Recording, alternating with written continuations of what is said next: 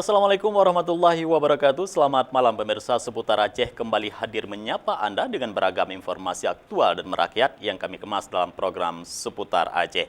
Di edisi lembaran kerja hari ini, Jumat 21 Februari 2020 bersama saya Jufrizal. Inilah laporan selengkapnya.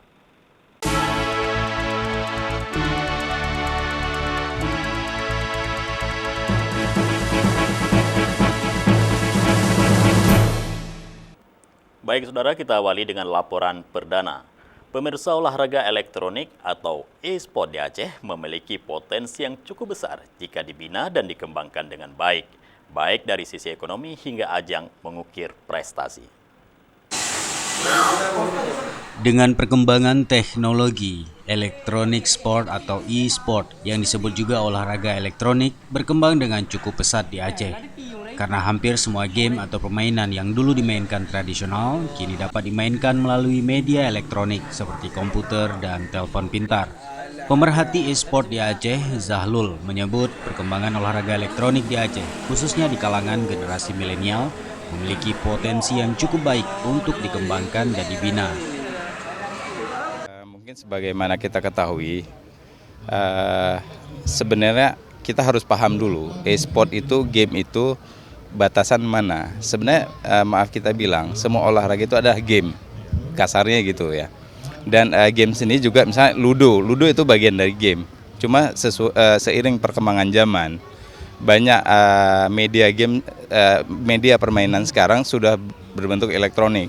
Katakanlah kayak Ludo, dulu main zaman dulu di kertas, sekarang bisa di PC atau di tablet atau di handphone. Itu salah satu, makanya itu termasuk dalam e-sport sebenarnya.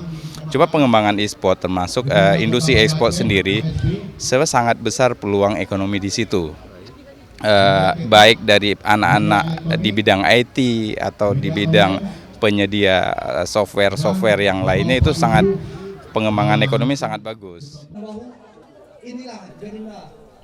Terkait fatwa haram game online yang dikeluarkan Majelis Permusyawaratan Ulama MPU Aceh, menurut Zahlul, perlu peran pemerintah dan semua pihak untuk memberi batasan yang jelas. Fatwa haram pun sebenarnya harus betul-betul landasan haram itu di mananya. Bukan hanya melihat, karena mereka main difatwakan haram, padahal belum tentu. Dan permainan pun bola juga berarti nggak bisa dimainkan lagi berarti. Semua olahraga nggak bisa dimainkan lagi.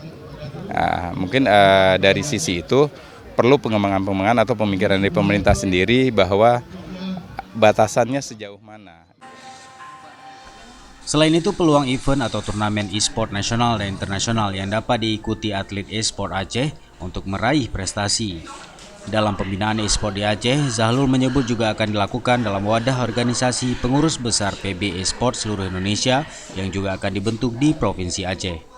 Dari Banda Aceh, Tim Liputan Aceh TV melaporkan.